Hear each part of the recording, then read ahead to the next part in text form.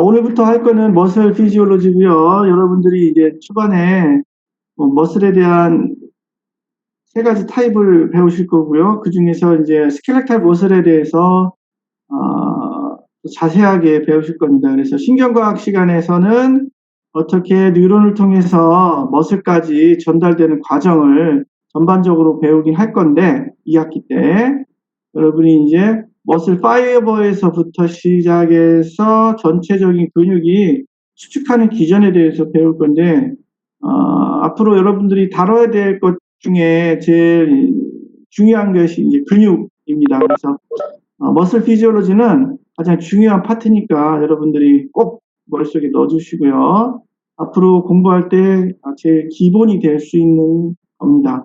그래서 우선 전체 과정을 이해하시면 끝날 거예요. 어떻게 우리가 명령을 내려가지고 근육이 움직이는 과정까지, 그리고 그 과정 안에서 일어나는 어떤 질환이나 문제점에 대해서 이해하시면 마무리가 될 것 같아요.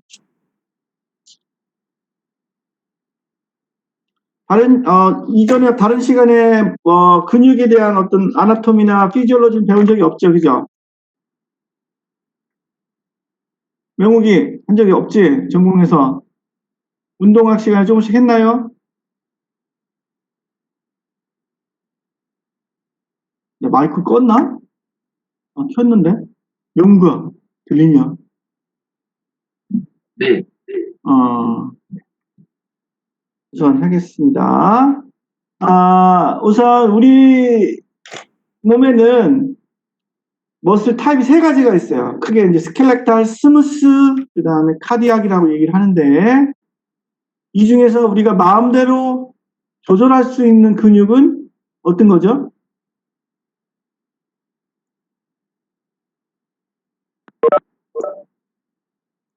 스켈레탈밖에 없어요. 스켈레탈. 그러면 이 스켈레탈의 특징이 있겠죠. 마음대로 조절할 수 있다는 얘기는 약하게 혹은 아주 세게 조절할 수 있다는 얘기예요. 그렇죠?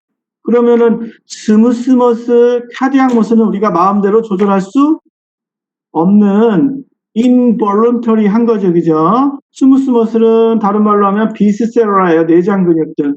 주로 어디 있는 거예요? GI 트랙을 유지하고 있는 것들을 얘기하고요. 카디악 머슬은 심장에만 있죠. 심장에만. 아까 involuntary한 머슬이기 때문에 우리가 마음대로 조절할 수 없고 뭐에 지배를 받아요? 오토노믹 너브 시스템, 자율신경계의 지배를 받습니다. 그럼 스무스 머슬도 강약을 조절할 수 있나요?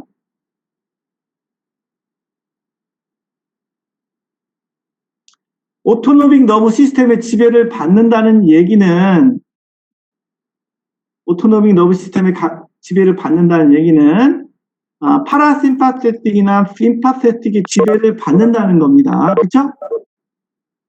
그러면 스무스 머슬은 아까 GI 트랙을 담당한다고 그랬는데 항상 좀 일정하게 음식물을 짜서 밑으로 내리는 역할을 하는 거예요. 음식물을 식도에서부터 짜서 밑으로 내리는 역할, 파라스탈시스를 할 거예요. 연동 운동을 할 거예요. 근데 부교감 신경계의 자극이 세지게 되면요, 얘들이 더 빠르게 움직여요. 빠르게. 무슨 말인지 아시겠죠? 강약 조절할 수 있다 없다? 있다. 없다가 아니라 명욱이 막 머리를 막 흔들리네. 부교감 신경계가 활성화가 되면요, 빠르게 짜서 내려갈 수 있어요. 그럼 카디악 머슬은 어때요? 심장 매번 일정하게 쿵쾅 뛰죠.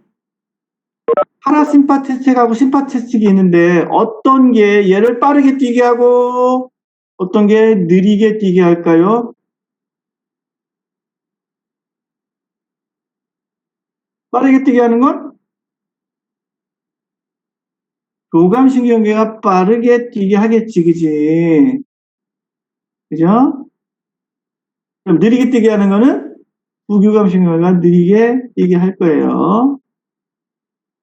그리고 또 하나 특징이 뭐냐면 심장은요, 세포 자체가 본인 스스로 뗄 수 있는 능력을 갖고 있어요. 스스로. 셀프. 그리고 이제 외부에서 부교감, 교감신경이 어떻게 더 빠르게 뛰어라, 느리게 뛰어라 명령할 수가 있습니다. 그래서 각각의 하는 역할이 다르기 때문에 해부학적인 구조도 다르게 생겼어요. 그 중에서 이제 스켈레탈 머슬이 강약 조절하는데 아주 잘 할 수 있겠죠. 그런 특징을 하나씩 보겠습니다.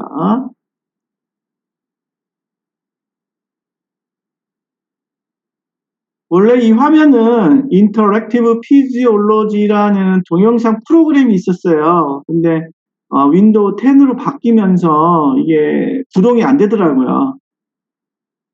그래서 전에는 여러분 선배들한테는 요 파일을 다 들여가지고 집에서 혼자 자습을 할 수 있게끔 했었는데 지금 이게 윈도우 10에서는 구동이 안 되고 혹시 윈도우 7, 윈도우 10 이하 버전을 쓰시는 분은 아마 구동이 될 거예요. 어도비 프레시가 지원이 안 되면서 이게 안 되더라고요. 그래서 제가 출판사에서 직접 문의를 했는데 아직 답변을 못 받았어요. 그래서 제가 최대한 인터넷 유튜브에 보니까 이걸 동영상으로 찍어놓은 것들이 있습니다. 그래서 인터랙티브 피지올로지에서 머슬 시스템 치면 나올 거예요. 그럼 같이 보시면 되고 제가 최대한 찾아서 볼 수 있도록 하겠습니다. 그래서 제가 찾은 것 중에 하나가 뭐가 있었냐면 이런 게 하나 있었습니다. 유튜브에서 찾은 거예요. 링크를 걸어 놓을 겁니다. 모터 유니트에 관련된 건데 유니트에 관련된 건데 동영상을 실행시키면 설명과 함께 진행이 됩니다. 원래는 CD가 잘 돼 있어갖고 뭐 문제도 풀 수 있고 한데 요즘 그런 기능은 없고 그냥 전체적으로 프로그램이 이제 재생되는 기능만 있어요. 그래서 이렇게 쭉 돼 있어서 모터 유니트에 대한 설명. 여러분 이제 강의 자료에는 중간중간 이런 그림들이 좀 삽입이 되어 있을 건데 우선 여기를 찾아서 보시면 될 것 같아요. 링크 걸어놓는 거 잘 확인해 주시면 될 것 같습니다. 그 내용입니다. 그래서 우선 여러분들 세 가지 머슬 셀 타입을 구분하시면 되고요. 그 셀 타입의 해부학적인 특징이 결국 그 머슬의 특징을 좌우하게 됩니다. 그런 다음에 스켈레탈 머슬로 들어가서 스켈레탈 머슬은요 특이하게 각각의 셀들을 커넥티브 티슈로 싸갖고 있어요. 그래서 그게 단계별로 점점 커지는 상태를 볼 수 있습니다. 그래서 머슬 셀 하나를 싸고 있는 커넥티브 티슈, 그 다음에 머슬 셀들의 다발을 싸고 있는 페이지클이라는 다발을 싸고 있는 커넥티브 티슈, 그 다음에 이 페이지클 다발들이 모여서 하나의 전체 근육을 싸고 있는 커넥티브 티슈가 있어요. 그러니까 이게 뭘 우리한테 중요한가요? 무척 중요합니다. 무척 중요합니다. 여러분의 강의록의 중간 부분, 끝부분, 그 파샤 편 말고 보면은 기계적인 특징이 나올 건데 이 커넥티브 티슈는 어떤 역할을 하냐면 우리 근육에서 기계적으로 스프링 같은 역할을 해요. 늘어날 수 있는 스프링 같은 역할을 해줘요. 그다음에 텐더는 늘어나지 않는 아주 강한 스프링입니다. 그 다음에 이제 수축할 수 있는 구조로 나눠요. 그래서 여러분들이 1차적으로 스트레칭 같은 거 많이 하시잖아요. 운동하기 전에. 하시죠? 유진이 해, 안 해? 하죠? 스트레칭을 할 때 제일 먼저 늘어나는 부분은 근육 자체가 늘어나는 게 아니라 근육을 싸고 있는 이런 스프링에 해당하는 커넥티브 티슈들이 쭉 먼저 늘어나게 돼요.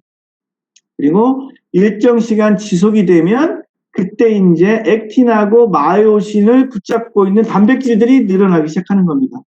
그래서 여러분들 스트레칭 할 때 이렇게 막 깔짝깔짝 하라고 그래요? 아니면 지그시 한 10초 이상 하라고 그래요? 지그시 계속 늘린다는 얘기는 깔짝하면 늘어나는 게 스프링만 늘어나는 거예요. 스프링이 늘어나면 스프링은 어떻게 다시 원위치 되는 거죠. 실질적으로 늘어나야 되는 그런 구조를 늘리기 위해서는 10초 이상은 해줘야 되는 겁니다. 그래서 어떻게 단계별로 얘들이 구조를 이루고 있는지에 대해서도 얘기를 할 거예요. 그리고 이 커넥티브 티슈는 여러분들이 치료하는 타겟이 될 수 있는 부분이니까 잘 구분하시면 되겠고요. 봅시다. 색깔별로 쭉 나눠놨어요. voluntary 컨트롤을 할 수 있는 것은 유일하게 뭐밖에 없다?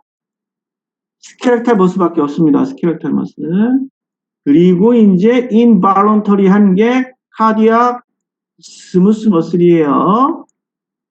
이 스무스 머슬은 내장근 비스ceral 머슬이라고도 합니다. 그리고 무늬가 있느냐 없느냐 줄무늬가 있어요. 지금은 몰라도 되고요. 머슬 파이버가 길게 돼 있잖아요. 그래서 스트리에이션 줄무늬가 있니 없니로 나눠서 다시 또 두 가지 파트로 나눌 수 있어요. 스무스 머슬은 줄무늬가 없고요. 스켈레탈 머슬과 카디악 머슬은 스트리에이션 줄무늬가 있어요. 심장은요. 지구력도 좋고 힘도 좋은 애들의 특징을 갖고 있어요. 심장은 여러분이 힘들다고 해서 가끔 꺼놓고 그럴 수 없어요? 없죠? 그럴 수 있어요? 오늘 너무 힘든 것 같으니까 심장 너 잠깐 쉬어. 꺼놓고. 스켈레탈 머슬은 잠깐 쉴 수 있어요. 편하게. 그죠? 물론 톤은 유지하겠지만 내가 힘 안 쓰고 잠깐 쉴 수 있죠. 그죠? 릴렉스 할 수 있어요. 그죠? 스켈레탈 머슬은. 힘 쓸 때만 쓰면 되죠. 하지만 카디악 머슬은 어때요?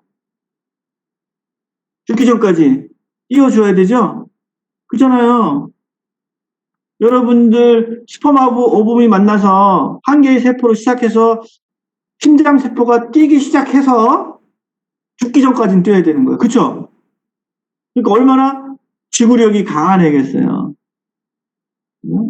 그런 특징들을 구분하시면 됩니다. 그래서 제일 먼저 구분할 거는 발론터리니, 인발론터리니. 그랬을 때 발론터리한 건 스켈레탈, 인발론터리한 건 카디악, 스무스.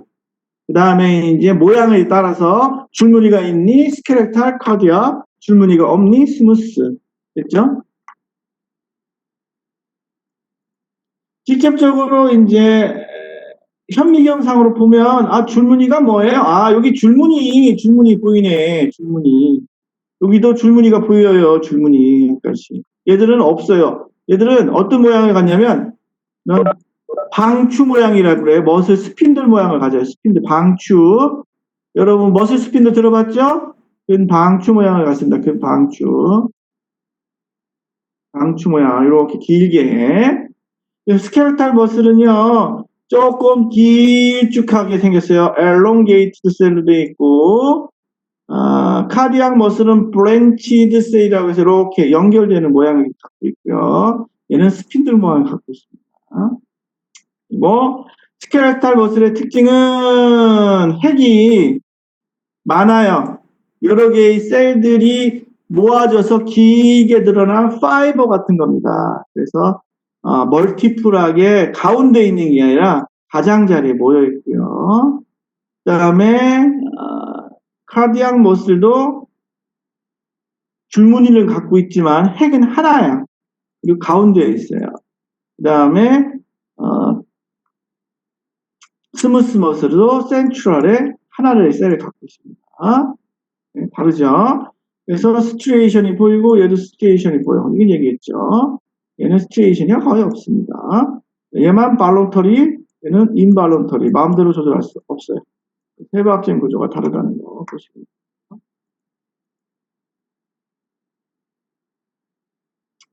스켈레탈 머슬은 여러분들이 마음대로 조절할 수 있는데 보세요.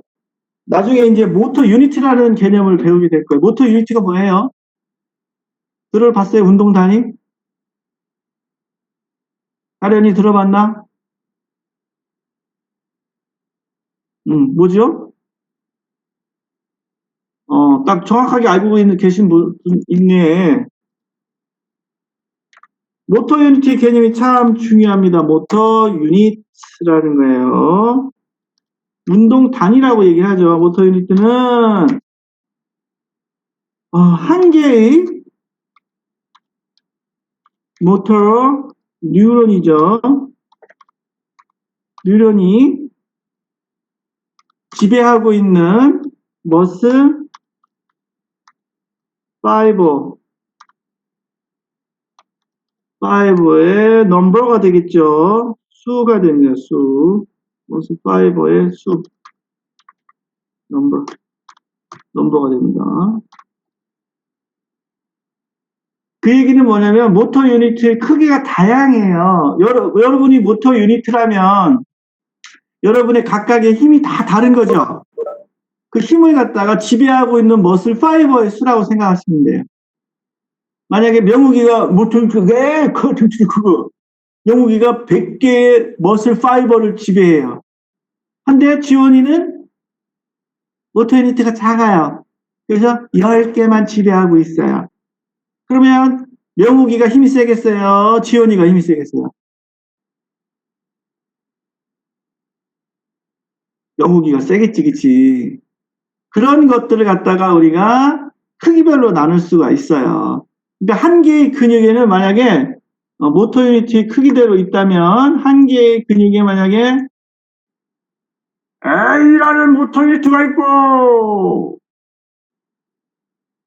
그 다음에 B라는 모터 유니트가 있고 크기별로 G라는 애가 있어요. 그러면 제가 가벼운 이런 걸 들 때는 누굴 데리고 동원을 해서 쓰면 되겠어요?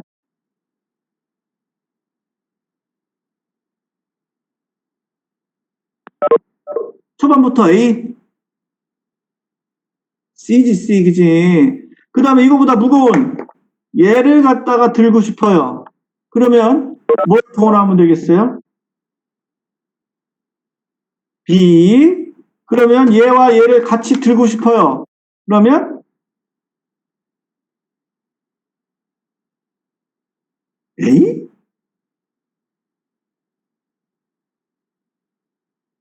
A는 좀 더 나중에 쓰자. C, B를 갖다 동원하면 되겠지, 그지? C하고 B를. 그죠? 그 다음에 더 무거운 게 있어. 책상을 들고 싶어. 그럼 어떻게 해요? C, B, A를 다 동원하면 되는 거예요. 이게? 근데 우리 몸은 기본적으로 C 같은 애들을 좀 낮은 모터 유니트를 에이싱크로나이즈, 동시 말고요. 비동시적으로 랜덤하게 계속 축축을 해요. 그걸 가지고 우리가 톤이라고 얘기를 합니다. 톤. 그래서 C 같은 애들, 작은 애들이 기본적으로 톤을 유지하고 있고요. 그때 거기다가 힘을 더 필요로 한다. 그러면 하나씩 동원을 하는 거예요. 그리고 제일 힘을 많이 써야 되겠어. 그러면 A, B, C를 얘를 다 동원하게 되는 거예요. 그런 걸 사이즈 프린시플, 사이즈 원리 혹은 리크루트먼트, 동원 원리라고 얘기를 해요. 아, 모터 유니트가 그렇게 중요한구나 이 개념 알고 계십니다. 뒤에 또 나올 겁니다. 미리 알고 계시면. 스케일탈 머슬은 모터 유니트로, 다른 거는 모터 유니트 개념이 없습니다. 그냥 호르몬이나 이런 신경 자극이 많아지고 저게 따라서 뭐 더 빨리 짜거나 느리게 짜거나 혹은 심장이 빨리 뛰거나 느리게 뛰거나의 하나의 차이예요.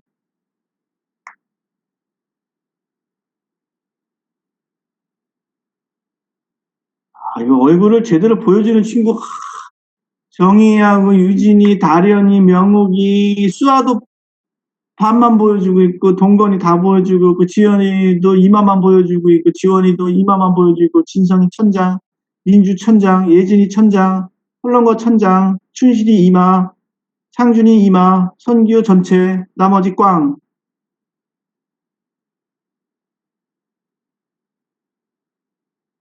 별로 하고 싶지 않은 건 알겠지만 이건 너무한 거 아닌가? 어?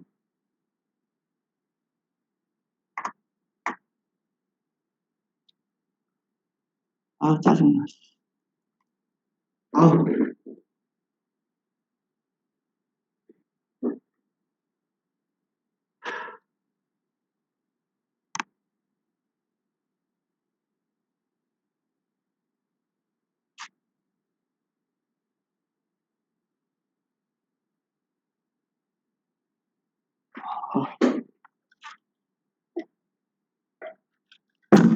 아, 그래도 하긴 해야겠죠.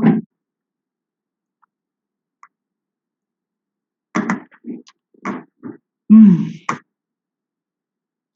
이 그림은 많이 본 적이 있을 겁니다. 아고니스트, 안타고니스트 기억나시죠? 아고니스트는 우리가 주동근이라고 얘기해요. 뭐 여기서는 이제 바이셉스가 아고니스트에 해당하고 트라이셉스 얘가 안타고니스트에 해당하죠. 아고니스트가 수축을 하기 위해서는 안타고니스트가 당연히 어떻게 해줘야 돼요? 이완이 돼야 되겠죠, 그죠? 이것들이 이제 정확하게 밸런스를 맞춰야 정확한 움직임을 만들어낼 수 있어요. 하지만 여러분 환자분들은 어때요? 너무 한쪽으로 힘이 오랫동안 쓰고 톤이 올라가 있거나, 그죠? 잘 안 되는 경우, 너무 힘이 빠져 있거나, 그래서 제대로 된 동작을 만들어낼 수가 없습니다. 그래서 여러분들은 이제 이미 뭐 오리진 인서션에 대한 개념은 잘 알고 계실 거고요. 지금도 열심히 각각 중요한 근육에 대한 오리진 인서션을 다 암기하고 있을 거라 생각을 하고 있습니다. 하지만 아고니스트, 안타고니스트 외에 근육들이 있죠. 뭐가 있어요? 시너지스트 이런 것들도 있죠. 그죠? 협력근, 그죠? 들어봤죠? 시너지스트? 협력근, 그 다음에 보조하는 근육들 여러 가지가 있어요. 근데 여러분들이 나중에 이제 어떤 그 동작에 대해서 제대로, 특히 숄더, 복잡한 부분들 있죠, 관절. 그 부분에 연결되어 있는 근육들을 공부하실 때는요, 그 시너지스트부터 시작해서 다 알고 계셔야 돼요. 협력근, 보조근까지 다. 그래야 나중에 제대로 된 움직임을 만들어낼 수 있습니다. 우리가 그냥 손을 올린다고 해서 올리는 동작 하나가 그냥, 쟤는 그냥, 델토이드가 그냥 움직이는 거야 라고는 안 하죠. 그죠? 왜? 델토이드 이외에 뭐가 있어요? 스카플라 주변에 있는 근육들이 되게 많죠. 그죠? 스카플라 주변에서 스카플라가 제대로 움직여줘야 풀 ROM을 만들어낼 수가 있죠. 우리가. 그죠? 그런 동작을 이해하시기 위해서는 나중에 주변에 있는 근육까지 협력근까지 다 이해하셔야 됩니다. 그 다음에 또 추가적으로 여러분들이 알고 계셔야 되는 게 뭐냐면 근육만으로 우리 몸이 유지가 되는 게 아니에요. 근육을 싸고 있는 커넥티브 티슈도 이해를 하셔야 됩니다. 근육은 수축을 하기 위한 조직이고요. 그거 말고 커넥티브 티슈들이 세 가지 종류가 있어요. 커넥티브 티슈. 첫 번째, 우리 전체 근육을 단계 작게 보게 되면 전체 근육은 에피미듐이라는 애로 쌓여 있어요. 여러분 혹시 대형 마트에서 잘 정육된 고기 말고 통째로 된 근육을 사본 적이 없죠? 혹시 부모님들이 이렇게 벌크로 돼가지고 사온 근육 안 먹어보셨죠? 안 먹어봤을 거예요. 저도 이 가격이 저렴해서 한번 통째로 만약에 바이셉스라는 근육을 통째로 사왔어요. 이만큼. 그럼 우리가 먹는 거는 이제 안에 근육인데 이 바이셉스라는 근육을 딱 사왔는데 겉에 에피뮤즘이 딱 쌓여 있는 거예요. 두껍게. 그러면 이제 칼로 그걸 다 벗겨내면 안에 이제 페이지클 단위로 다 쌓여 있는 게 보여요. 그럼 보통 이제 우리는 그 정도로 먹게 되죠. 그래서 우리 전체 근육은요 에피뮤즘이라는 애로 쌓여 있고요. 그 다음에 에피뮤즘 안쪽으로 보면 페이지클은 우리말로 뭐라고 그래요? 근속이라고 그러죠. 근속 다발. 그리고 이 페이지클은 다시 머슬 파이버라는 다발로 이루어져 있어요. 다발로. 그리고 이 페이지클은 페리뮤즘이라는 애로 쌓여 있습니다. 그래서 하얗게 보이는 것들이 페리뮤즘이고요. 그 다음에 요거를 이제 페이지클을 좀 더 크게 보게 되면 또 다시 협력상으로 보게 되면 또 이제 머슬 파이버 단위가 보이겠죠. 그래서 각각의 지금 보이는 커넥티브 티슈는 페리뮤즘, 뭘 싸고 있는 거 페이지클, 전체 근육을 싸고 있는 거 에피뮤즘입니다. 그리고 머슬 파이버를 싸고 있는 엔도뮤즘이라는 게 있어요. 엔도뮤즘. 얘는 머슬 파이버를 싸고 있는 거예요. 그러니까 머슬 파이버가 살아있는 최소의 단위의 실 같은 거라고 보시면 되고요. 걔들을 모아서 한 다발로 다시 묶은 게 뭐냐면 베이지클. 그 베이지클을 다시 묶은 게 이제 전체 근육이 되는 겁니다. 그래서 각각 엔도미지움, 페리미지움, 에피미지움으로 구성이 되어 있어요. 싸고 있는 게. 그리고 이 전체의 이 커넥티브 티슈가 다발로 이루어진 거, 하나로 만나는 거, 이 부분을 갖다가 우리가 텐던이라고 얘기를 하는 거예요. 엄청 질긴 스프링이라고 보시면 되고요. 에피미지움, 페리미지움, 엔도미지움은 그냥 잘 늘어날 수 있는 스프링이라고 보시면 됩니다.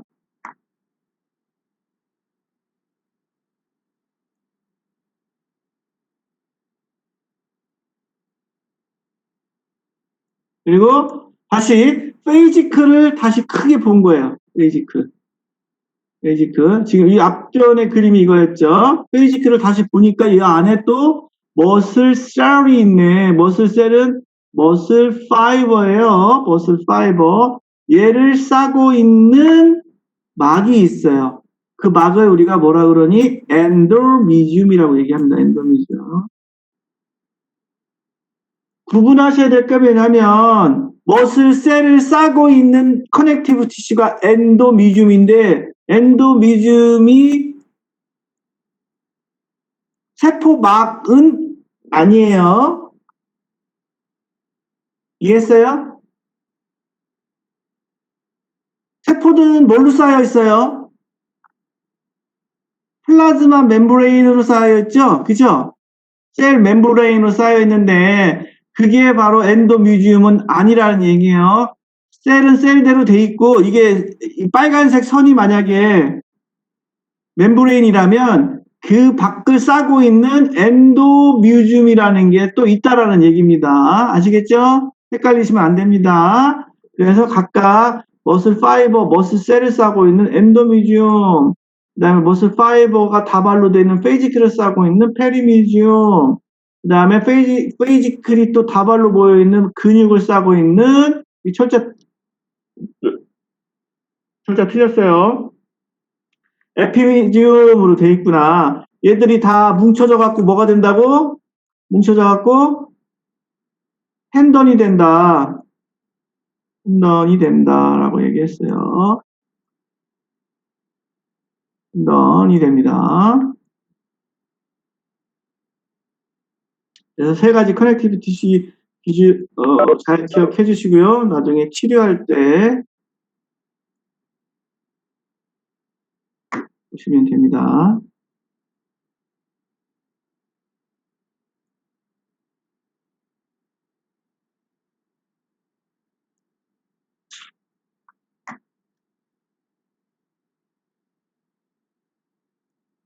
그리고 다시 머슬셀을 또 해부학으로 현미경으로 봤어요.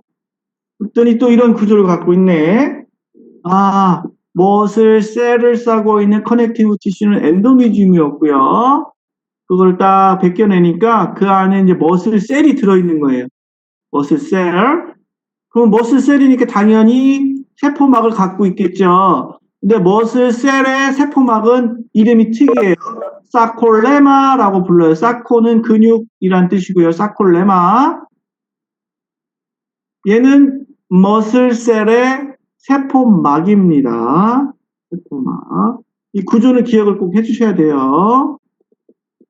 그리고 그 안에 보니까 스켈레탈 머슬의 특징인 마이오피브릴이라는 단백질 단위가 보여요.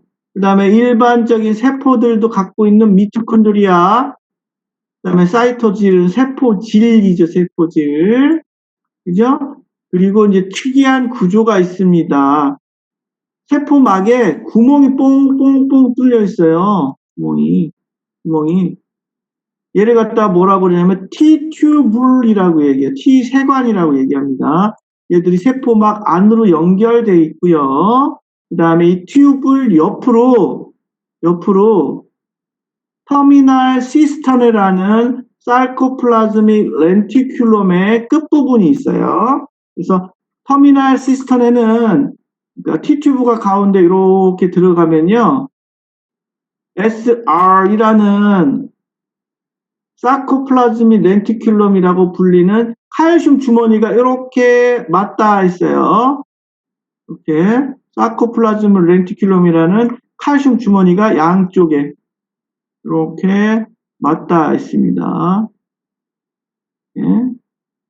그리고 요 맞닿아 있는 부분, 사코플라즘 렌티큘럼에 맞닿아 있는 부분을 뭐라고 그러냐면 터미널 시스터네라고 얘기해요. 정말 수조라고 얘기해요. 여기에 이제 칼슘들이 많이 모여 있는 부분입니다. 앞전에 세포 내에는 칼슘이 많다고 그랬나요? 적다고 그랬나요?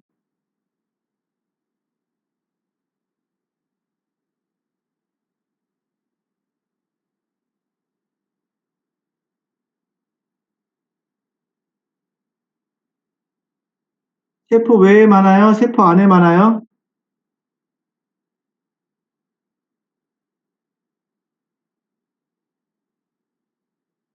가련, 칼슘, 세포 바깥에 많아요? 세포 안에 많아요? 세포 외에 많죠? 그죠? 근데 근육은 세포 안에 칼슘이 많다. 틀려요? 맞아요? 틀려. 세포 안에서 어디에 많다고요? 사코플라즈믹 렌티큘럼 안에만 모여 있는 겁니다. 여기만 모여 있어요. 얘들이 바깥으로 칼슘이 기어 나오게 되면 뭐가 된다고? 근육이 트리거가 돼서 수축을 시작하게 되는 거예요. 그래서 근육 세포도 세포질 안에는 많지 않습니다. 단 뭐 할 때만 수축할 때만 사코플라즈미 렌티큘럼에서 기어 나옵니다. 그래서 칼슘을 트리거라고 부른다고 얘기했어요. 그래서 지금 이 구조 터미널 시스템의 양쪽과 T튜브를 갖다가 우리가 한마디로 트라이어드라고 얘기해요. 세 가지 구조물 트라이어드로 얘기합니다. 그리고 다시 지금 단계별로 보고 있어요. 전체 머슬에서 페이지클에서 머슬 셀로 봤죠. 머슬 셀에서 이제 마이오피브릴을 또 꺼내봤습니다. 그런 다음에 마이오피브릴을 좀 더 자세히 보게 될 거예요. 그러면 마이오피브릴까지 봤죠. 마이오피브릴 여기서 다른 책에 나와 있는 단계별로 본 거와 똑같은 그림입니다. 그러면 마이오피브릴은요. 피브릴은 다시 필라멘트 단위로 바뀝니다. T 필라멘트, 틴 필라멘트를 바뀝니다. 더 세부적인 구조로 지금 T 필라멘트, 마이오피브릴은 살아있는 구조예요? 아니에요? 머슬 셀까지만 살아있는 구조고 그 안에 있는 그냥 단백질 구조입니다. 그래서 마이오피브릴이 필라멘트보다는 조금 큰 분자로 되어 있고요. 틱 필라멘트가 바로 마이오신을 얘기하고요.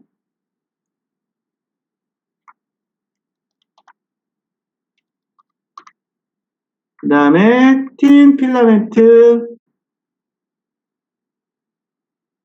액틴을 얘기합니다. 액틴. 더 작은 단위로 한번 가볼까요?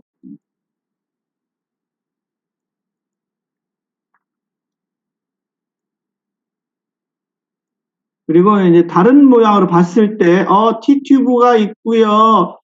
SR, 사이코플라즘 렌티큘럼이 이렇게 되어 있는데, 양쪽 끝을 터미널 시스턴에, 그래서 이 세 가지를 합쳐서 트라이어드라고 얘기하고요. 거기에 보니까 보라색으로 보이는 두꺼운 필라멘트, 빨간색으로 보이는 얇은 필라멘트, 즉, 마이오신과 액틴이 이렇게 구성이 되어 있네요. 그래서 보니 가운데 두꺼운 필라멘트가 이렇게 다발인데 콩나물을 다발로 뭉친 것처럼 되어 있고요. 진주 목걸이를 사슬로 만든 띤 필라멘트 구조가 보입니다. 그리고 이 전체 근육은 사콜레마라는 세포막으로 쌓여 있고요. 사콜레마 바깥에는 다시 엔도플라즈미 렌티큘럼으로 쌓여 있겠지요. 그쵸? 멋을 파이버 구조가 되겠고요. 요걸 또 더 자세히 봤어요. 그래서 이 마이오피브릴을 전체로 보니 이렇게 줄무늬가 보이네. 줄무늬가 보이네. 그거를 조금 더 확대해서 봤습니다. 확대해서 봤더니 가운데를 중심으로 해서 마이오신 다발들이 딱 M 라인에 고정이 되어 있고요. 그리고 요 마이오신을 붙잡아주는 두꺼운 파이버인 티틴이라는 애가 있고요. 그렇죠? 그 다음에 액틴들이 지그재그 라인 D 디스크에 이렇게 부착이 되어 있습니다. 지그재그 라인. 일전에 한번 제가 말씀드린 게 있어요. 액틴을 표현할 때 진주 목걸이를 하나 직직직직 끌어가지고 놨어요. 그리고 반을 접었습니다. 그리고 이렇게 돌려놓으면 알파X로 돌려놓으면 걔가 바로 뭐라 액틴이라고 얘기했었죠, 그죠? 근데 제가 이렇게 잡고 있는데 얘를 놓으면 어떻게 돼요? 떨어지죠? 그죠? 떨어지지 말라고 안에다가 철사 같은 단백질을 박아놨어요. 지금 여러분 보세요. 이 구조가 공간 안에 있으려면 어떻게 써요? 이 마이오신도 타이틴이라는 애가 여기서 붙잡아주지 않으면 여기서 뚝 떨어지면 떨어지겠죠, 그죠? 중력에 떨어져요, 그죠? 마찬가지로 액틴도요. 진주 목걸이처럼 이렇게 진주 목걸이 사슬 얘를 이렇게 세워놓으면 뚝 하고 떨어져 버린단 말이야. 그러니까 그 안에다가 뭘 박아놨어요? 단단한 철심 같은 단백질을 박아놨어요. 그게 바로 여기 보이는 네블린이에요. 안에 박혀있죠. 이렇게 네블린이 가운데 들어가 있죠. 물론 여러분들이 근수축할 때 슬라이딩 시어리에서는 중요하게 나오는 단백질이 아니에요. 얘들은 타이틴, 네블린들은. 하지만 공간을 유지해주고 수축이 끝난 뒤에 원위치로 근육 길이를 만들 때 필요한 것들입니다. 잘 알고 계셔야 돼요. 그래서 이 상태에 하나의 사르코미어라는 구조를 여러분이 보시군요. 지그재그 라인부터 지그재그 라인까지. 그러면 지금 여기 보니까 이만큼을 갖다 여러분 지금 확대해서 보고 있는 거죠. 이만큼을. 이걸 사르코미어라고 해. 근절이라고 얘기합니다. 그래서 지금 H존이 여기 보이고요. 이렇게 H존. 그리고 여기 중첩된 부분이 보이죠. 그래서 이 부분은 밝게 보이고요. 이 부분도 조금 두꺼운 게 있지만 그래도 조금 중간 정도의 밝기. 그다음에 여기는 어둡게 보이고요. 여기는 밝게 보여요. 그래서 얘들이 이제 수축을 하게 되면 결과적으로 액틴들이 안쪽으로 밀려 들어갑니다. 액틴들이 안쪽으로 밀려 들어가요. 여기서 이렇게, 여기서 이렇게 밀려 들어가요.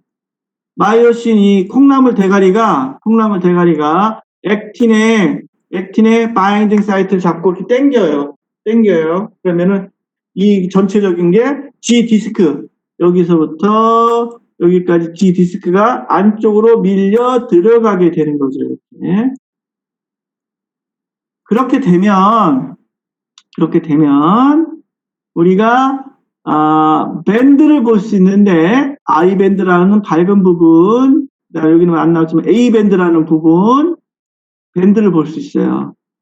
그래서 예전에 그런 문제가 좀 나왔습니다. 근육이 수축하면 A 밴드, I 밴드의 이 길이의 차이가 어떻게 되느냐는 걸 많이 물어봤어요. 그때 A 밴드는요, 결국은 마이오신의 길이에 관계되어 있기 때문에 A밴드는 sarcomere가 즉 근육이 수축을 해도 변화가 없어요. 하지만 I밴드는 좁아들겠죠. 얘들이 안쪽으로 들어가니까. 그런 차이를 알고 계시면 될 것 같아요. 그래서 지금 여러 가지 단백질을 얘기했어요. 마이오신 필라멘트, 액틴 필라멘트, 그 다음에 틱 필라멘트를 얘기했고, 각각의 모양을 유지하기 위해서 티틴, 그다음 네블린이라는 단백질이 꼭 필요하고요. 나중에 얘들이 수축했다가 ATP하고 마그네슘이 붙어서 떨어지게 되면 원위치로 당겨주는 역할을 하는 게 바로 티틴이라는 단백질이 원위치로 당겨주게 되어 있습니다. 같이 알고 계시면 될 것 같고요. 세부적인 구조까지 한번 봤고요. 그래서 마이오피브릴 이거보다 더 작은 단위가 틴 필라멘트, 그 다음에 틱 필라멘트. 틴 필라멘트는 액틴이다. 그 여기 부속되어 있는 것도 포함시켜도 되고요. 틱 필라멘트는 마이오신이다. 그래서 여러분들이 슬라이딩 스어리 이해할 때 단백질 필요한 거, 중요한 거, 마이오신, 그러니까 액틴, 마이오신이 있었고요. 부수적인 애들, 트로포닌, 트로포마이오신이 있었죠. 그렇죠? 그 다음에 뭐가 또 필요했어요? ATP가 필요하고 또 뭐가 필요했어요? 칼슘, 그다음에 마그네슘이 추가적으로 필요하다고 그랬어요. 단백질 4개, 그다음에 이온 2개, ATP 하나. 이걸 가지고 스토리를 만들어야 됩니다. 아시겠죠? 그래서 일반적인 모양은 제가 앞 시간에 다 말씀을 드렸어요. 마이오신이 콩나물 대가리들 다발이다. 액틴은 진주 목걸이다. 거기에 바인딩 사이트가 ปุ๊ 점처럼 달려있고 트로포마이오신은 이 점들을 가리고 있는 애다.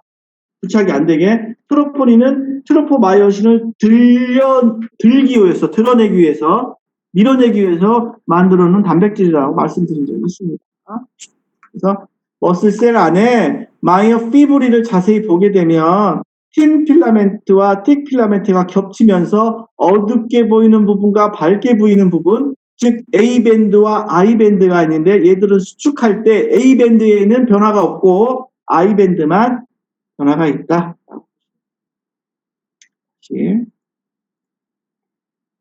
아까 나왔던 겁니다.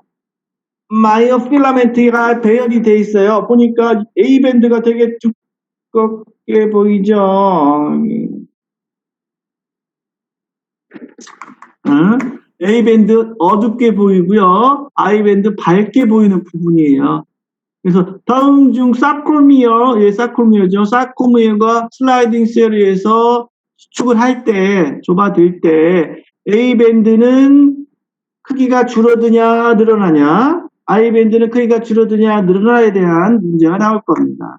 그걸 구분해 주시면 되고요. A밴드가 왜 크기가 줄어들지 않냐면 마이오신의 길이가 어둡게 보이기 때문에 액틴이 거기에 겹쳐져 봤자 그 길이에 표시가 안 난단 말이에요. 그래서 결국은 A밴드의 길이는 마이오신의 길이와 같아요. 그래서 액틴이 아무리 밀려 들어가고 빠지곤 해도 이 길이에 비추기 때문에 어두운 밴드는 크기가 변화가 없습니다. 그리고 이제 여러분들이 실질적으로 제대로 근육을 수축하려면 이 마이오신과 액틴의 이 슬라이딩 되는 이 길이를 제대로 스트레칭을 시켜줘야 되는 거야. 그러니까 제가 이렇게 했습니다. 이게 두꺼운 파이버고요.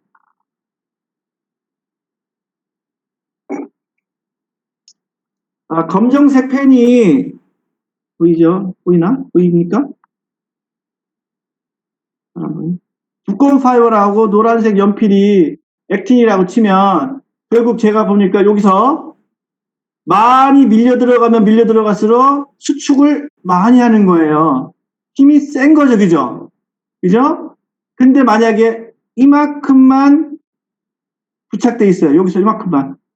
그러면 어떻게 되겠어요? 잘 수축하겠어요? 못하겠어요? 이만큼만 들어가는 거예요. 그 다음에 너무 중첩이 많이 돼 있어요. 이건 이제 스트레칭이 안 된 상태죠. 그러면 어떻게 돼요? 이것도 마찬가지로 이만큼만 못 들어가는 거예요. 스트레칭이라 함은 이걸 이만큼 띄워놓는 게 아닙니다. 적절하게 중첩시켜 놓는 거예요. 그러면 이만큼을 이만큼이 밀려 들어가는 거죠. 그쵸? 이해했어요? 너무 스트레칭이 많이 되면 어떻게 돼? 이렇게 떨어지게 되지. 그러면 수축을 못해요. 너무 중첩이 돼도 수축을 못해요. 적당히 스트레칭 해놓으면 중첩이 많이 되죠? 이해했습니까? 수아 이해했어? 오케이? 정이 이해했니? 그래서 스트레칭이라는 개념을 무조건 늘린다 해서 이렇게 액틴하고 마이오신의 거리를 띄워놓게 되면요. 수축을 못해요. 왜? 마이오신의 콩나물 대가리가 얘를 잡고 끌어야 되는데, 끌어당겨야 되는데, 끌어당길 만큼의 힘이 없는 거예요. 범위가. 그리고 너무 중첩이 돼 있으면, 이러면 이거 근육이 아주 짧아져 있는 상태죠. 요만큼밖에 못 들어가는 거죠. 슬라이딩이. 슬라이딩은 적당히, 최대한 이만큼이 스트레칭이 되어 있어야 얘들이 이렇게 슬라이딩이 많이 일어나는 겁니다. 그래서 여러분들은 실질적으로 이렇게 되어 있는 근육을 이만큼까지 스트레칭을 해주고요. 그리고 또 뭘 스트레칭 해줘요? 아까 얘기했던 커넥티브 티슈들을 스트레칭 해줘야 되는 거예요.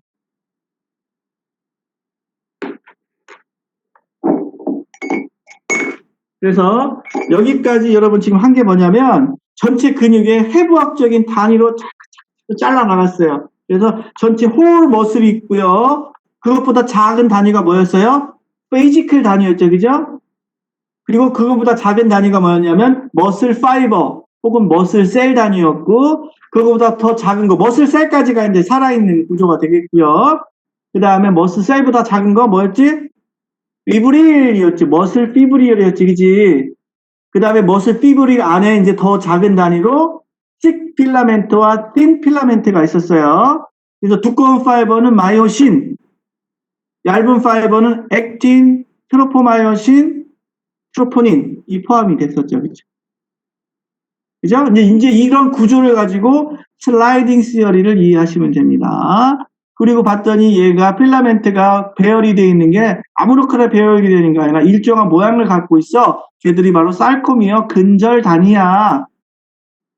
그리고 지그재그 라인이라는 단백질이 양쪽에 있고 각각 마이오신은 타이틴이라는 단백질이 부학 스프링처럼 달려 있어서 슬라이딩 시어리가 끝나면 원위치 시킬 거고요. 그 다음에 액틴도 가운데 철심이 들어가 있어. 그거는 네불린이라는 단백질이 모양을 이루게 만들어 놓는다고 말씀을 드렸습니다.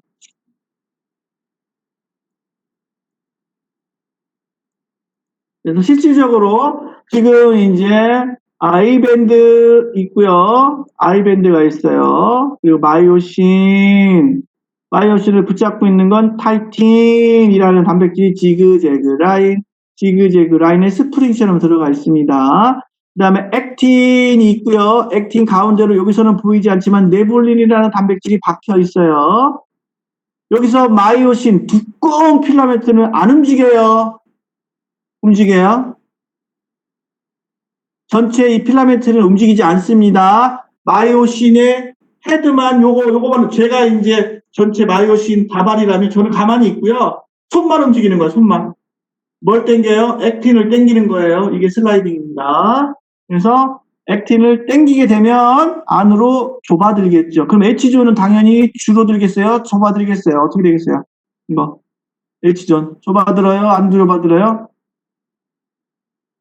요 밑에 걸 보면 되잖아. 수축을 하기 시작하면. 좁아들었죠, 그죠? 그 다음에 A밴드 변화 없습니다. 제가 이제 그림을 저기 해서 그렇고, A밴드는 변화가 없고요. 그죠? 그 다음에 이제 쭉 늘어난 게 되고, 액틴이 안으로 밀려 들어가고 있죠. 더 수축을 하게 되지만, A밴드는 변화가 없습니다. 그 다음에 여기 I밴드는 점차적으로 줄어드는 걸 볼 수가 있죠. 그쵸? 다음 중 sarcomeal 단위에서 근절 단위에서 수축 슬라이딩이 일어났다. 길이의 변화가 없는 것은 1번 H존, 2번 I존, I밴드, 3번 A밴드, 4번 전체 sarcomeal 길이 뭐예요? 예, 됐습니다. 잘 이해하신 걸로 알고 넘어갈게요. 그리고 이제 다른 책에서 머슬 파이버, 마이오피브릴을 다시 필라멘트 단위로 나눴을 때 밴드가 보이는 거, 지그재그 라인, 그걸 더 크게 봤을 때 sarcomea가 되고요. 여러분들은 각각 마이오신에 타이틴이 붙어 있는 것도 얘기했어요. 타이틴. 얘들은 나중에 원위치 시킵니다. 원위치. 그 다음에 액틴이 있었어요. 그래서 콩나물 대가리 다발들이 모여있는 틱필라멘트, 그 다음에 진주 먹거리를 알파-헬렉스로 부착시킨 틴필라멘트. 지금 이 노란색으로 보이는 게 뭐냐면 네블린이 아니라 얘는 트로포마이오신이 바인딩 사이트를 가리고 있는 상태고요. 트로포닌들은 여기 중간중간에 부착이 되어 있을 거예요. 트로포닌은 그래서 트로포마이오신을 갖다 들어 올릴 거예요. 마이오신 대가리가 여기에 딱 붙어갖고 얘를 당길 수 있게끔. 그래서 전체 오르가나이제이션을 보니 근육이 있고요. 전체 근육을 싸고 있는 커넥티브 티슈는 에피미디움이라고 얘기했고요. 그 다음에 이 단위 조그맣게 보니까 페이지클 단위가 있네. 페이지클은 페리미디움이 싸고 있다고 했고, 다시 페이지클은 머슬 파이버 혹은 머슬 셀로 이루어져 있고, 얘를 싸고 있는 거는 엔도미디움이라고 얘기했고요. 셀 자체는 사콜레마가 싸고 있습니다. 그 다음에 그 안에 보면 단백질들이 많이 모여있다. 마이오피브릴 단위가 되겠고요. 그 안에 다시 필라멘트 단위인 마이오신, 액틴이 있습니다. 이렇게 전체적인 구조를 이루고 있어요.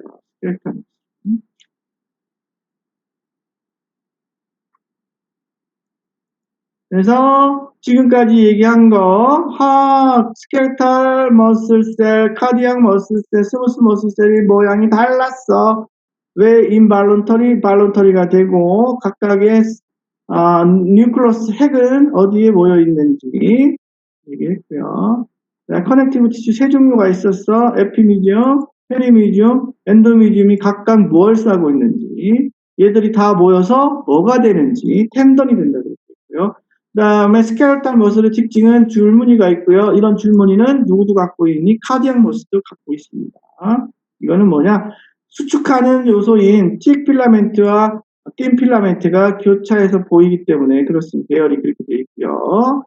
각각의 구조를 작은 단위에서 큰 단위로 보니 마이오 필라멘트, 마이오 피브릴, 머슬셀, 페이지클, 전체 근육이라고 볼 수 있겠습니다. 뭐 이 자체도 문제낼 수도 있겠네. 가로 놓기. 다음 들어갈 말은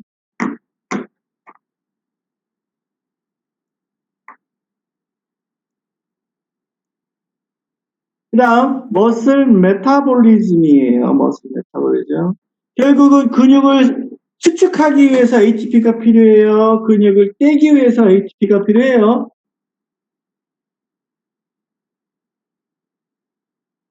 수축. 수축? 의견이 분분합니다. 이거는 뭐 사실 닭이 먼저냐 계란이 먼저냐의 차이일 뿐이에요. 근데 전체 과정을 이해하시면 됩니다. 우선 활동 전압이 근육에 딱 도달을 했어요. 그러니까 모토뉴런이 머슬 파이버에 딱 지배를 하고 있다가 활동 전압을 딱 보내줬어요. 그러면 이제 그 전류가 아까 얘기했던 T튜브를 타고 내려갑니다. 그러면 살콜레마 옆을 지나면서 살콜레마의 문을 열어줘요. 그럼 살콜레마 안에 많은 이온이 뭐였죠? 칼슘이었죠. 칼슘이 바깥으로 농도 차이에서 기어 나와요. 그럼 그 칼슘이 누굴 찾아가냐면 트로포닌을 찾아갑니다. 액틴에 있는 트로포닌을 찾아가면 트로포닌이 칼슘 반가워! 부착되면서 트로포닌이 움직입니다. 뭐 하려고 움직이냐면 트로포마이오신을 들어 올려요. 그럼 트로포마이오신을 들어 올리면 마이오신 헤드가 부착되어야 하는 바인딩 사이트가 노출이 돼요. 그러면 마이오신 헤드는 이미 에너지를 갖고 있는 상태입니다. 그래서 얘를 딱 부착시켜서 당겨요. 거기까지가 슬라이딩이 끝난 겁니다. 그러면 ATP가 붙고 누가 또 붙어요? 마그네슘이 붙어요. 그러면 얘가 에너지를 가진 상태로 뚝 떨어져요. 그러면 마이오신 그 다음에 액틴이 부착됐던 게 떨어지면서 아까 보니까 지그재그 라인에 타이틴, 네블린 단백질도 있었죠. 스프링처럼 걔들이 잡아다녀서 원위치가 되는 겁니다. 그럼 한 번 수축이 끝난 거예요. 그리고 다시 칼슘이 붙으면 이 과정을 반복을 하는 거죠. 근데 이거는 하나의 마이오신에서만 일어나는 거고요. 얘들은 다발로 되어 있으니까 어떻게 되겠어요? 동시에 일어나는 게 아니라 이쪽 쪽에서 툭탁 툭탁 툭탁 다 당기는 거야. 그러니까 안으로 쭉 밀려 들어가게 되는 거죠. 그래서 그때 필요한 게 바로 ATP입니다. 그래서 ATP는 지금 보니까 아하 뭐 할 때 우선은 수축한 거 슬라이딩을 풀고 에너지를 가진 상태로 만들기 위해서 머슬셀에서 하나가 필요하고요. 또 하나 칼슘 썼죠. 그럼 그 칼슘을 내비두면 안 되겠죠. 어떻게 해요? 다시 사코플라즈미 렌티큘럼으로 주머니로 보내야 되는데 농도 차가 주머니가 커요. 그러니까 농도를 거슬러서 보내야 되니까 ATP를 꼭 어떻게 되겠어요? 써야 되겠죠. 그때 이제 필요한 겁니다. 그리고 결국은 그럼 이런 ATP를 만들 수 있는 방법이 몇 가지 방법이 있느냐? 미리 얘기하면 세 가지 방법이 있어요. 세 가지 방법. 우선 제일 빨리 구할 수 있는 게 크레아틴 포스페이트 방법입니다. 크레아틴하고 인 있죠, 인. 포스페이트 하나 그냥 빡 붙여버리는 거예요. 그러면은 크레아틴 포스페이트에서 ADP랑 딱 붙이면 ATP가 하나 나오죠. 얘 분리시켜갖고 크레아틴 포스페이트 방법. 크레아틴 포스페이트 제일 빨라. 얘들은 근육세포 안에 있다가 그냥 스트레칭하면 다 사라져요. 그 다음에 또 뭐가 있어요? 글루코스를 어떻게? 하이드로라이시스 가수분해하는 방법이 있죠. 뭘로? 유산소, 무산소. 무산소. 글루코스 하나를 갖다가 가수분해하면 ATP가 두 개가 만들어져요. 두 개가. 그 다음에 이제 부산물로 파이루빅 엑시드가 만들어져요. 피브루산이 만들어요. 피브루산. 파이루빅 엑시드 부산물로.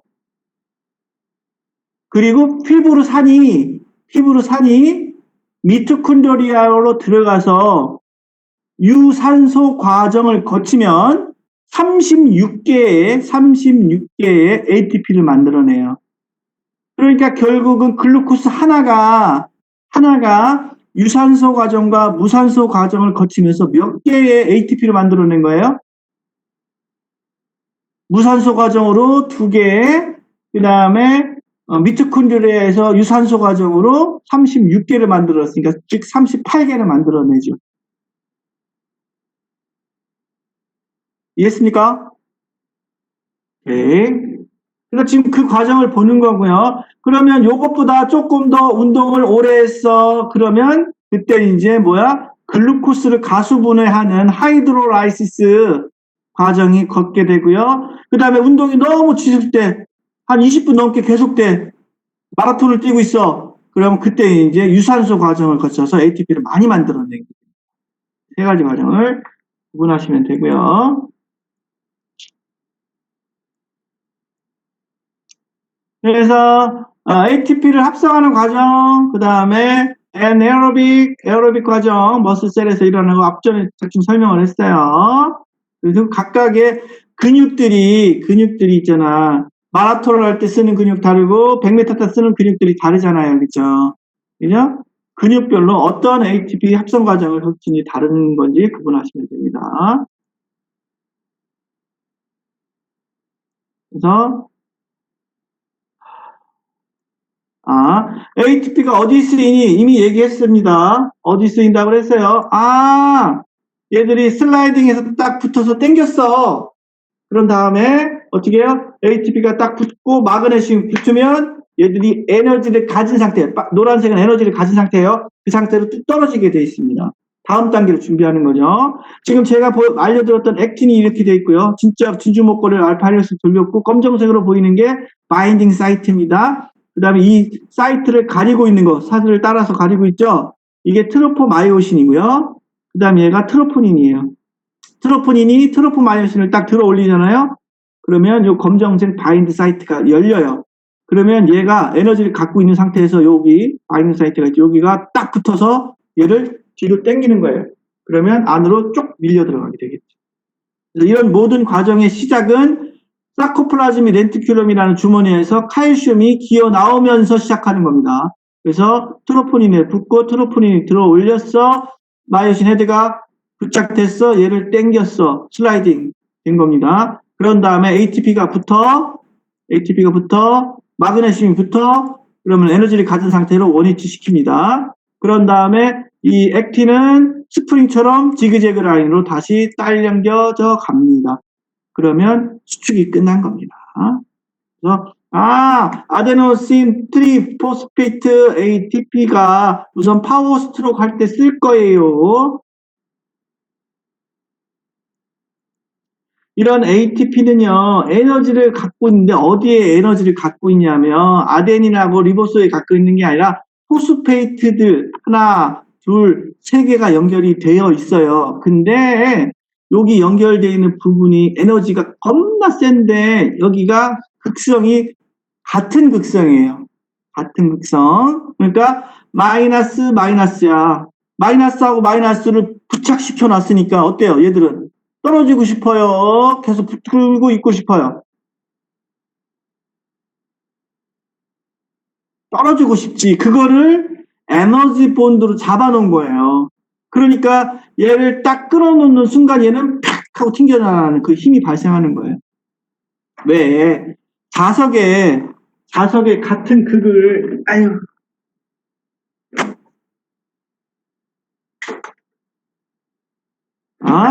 제가 지금 자석을 갖고 있어요. 자석에 지금 다른 극이면 탁 달라붙죠. 이렇게 달라붙죠. 그죠?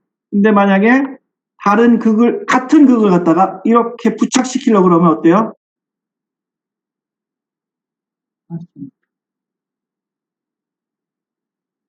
서로 밀어내죠. 지금 제가 억지로 하는 게 아니라 얘 안 붙어요. 지금 이렇게 붙을 수가 없어요. 잘 안 보이겠지만. 이거를 이렇게 잡아놓는 힘, 제 팔 힘으로 잡아놓고 있죠. 그게 에너지 본드라고 생각하시면 돼요. 그래서 지금 이제 극성이 다르니까 붙었죠. 이런 구조로 되어 있고요. 이런 것들이 잘 제대로 일어나려면 ATP를 서로 붙이고 떼려면 뭐가 필요하냐면 엔자임이 꼭 필요해요. 엔자임. 하이드로라이틱 엔자임에 붙어서 얘들이 다시 ADP와 PI 포스페이트로 이렇게 떨어져 나가게 되고요. 물론 얘를 붙일 때도 ATP로 만들 때도 이런 효소가 꼭 필요합니다. 얘는 분해하는 엔자임이 있고요. 그 다음에 합성하는 엔자임 하이드로라이틱은 이제 ADP하고 PI로 분해를 할 거니까 에너지가 와서 여기를 쳐주게 되면 얘들이 이제 떨어져 나가서 ADP와 PI로 분리가 되고요. 얘를 가소분해라고 해서 물이 만들어지는 거고요. 그 다음에 합성하는 거 엔자임이면 ADP에다가 PI를 하나 갖다가 딱 붙이게 되는 거죠. 그래서 다시 이 에너지 본드를 유지하게 됩니다. 여기까지는 그렇게 자세하게 안 하셔도 되고요. 여기서 그래서 얘 만나서 물이 되겠죠. 그 다음 우리가 몸에서 ATP를 사용하는 이유는 결국은 ATP는 작은 동전이라고 보시면 돼요. 우리 만약에 이걸 들어 올리는데 100원이 필요해요. 이걸 들어 오는데 1000원이 필요해요. 근데 우리 몸에 큰 단위의 에너지밖에 없어. 10,000원짜리 에너지밖에 없어. 근데 절대 거스름돈은 안 줘요. 그러다 보니까 ATP라는 작은 단위를 만들어서 전통 단위로 계산하게끔 만들어 놨어요. 그래야 활용도가 더 크니까. 그래서 우리 몸에 있는 ATP는 저금통처럼요. 무한한 게 아니에요. 유한합니다. 유한해요. 그래서 갖고 있는 돈과 같아요. ATP. 그래서 몇 번 수축을 하다 보면 ATP가 다 날아가 버려요. 없어져 버려요. 그러니까 그 ATP를 지속적으로 공급해 줄 필요가 있어. 그 방법 중에 제일 좋은 방법은 유산소 호흡을 하는 겁니다. 미토콘드리아에서 지속적으로 피브로산으로 뭐 하는 거야? ATP를 만들어내는 거예요. 산소를. 그래서 요약하면 세 가지 방법이 있다. 어떤 방법이 있니? 크레아틴 포스페이트를 하이드로라이시스 하는 방법.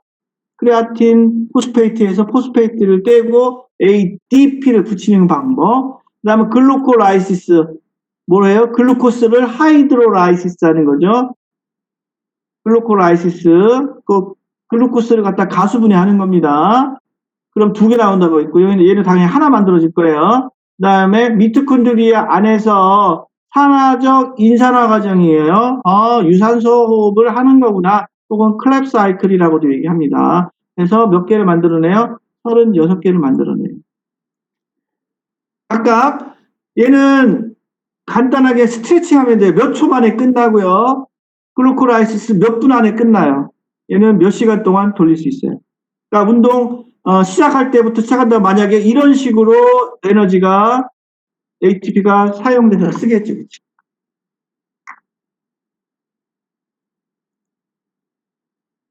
그래서 오늘은 여기까지 하고 다음 시간에 더 이어서 마무리하겠습니다. 그리고 지금 출석할 때 얼굴과 대답 안 하시는 분들은 결석으로 다시 표시하겠습니다.